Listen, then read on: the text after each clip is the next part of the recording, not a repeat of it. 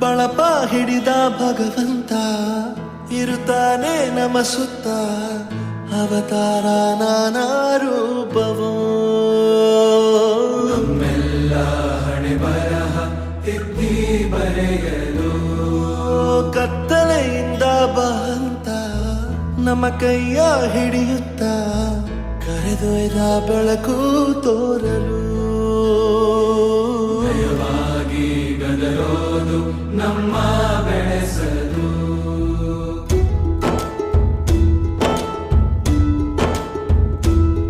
ಭಾಷೆ ಅಮೃತ ಕುಡಿಸೋ ತಾಯಾಗಿ ಭಾಷೆ ಅಮೃತ ಕುಡಿಸೋ ತಾಯಾಗಿ ಭವಿಷ್ಯ ಬರೆವಂತ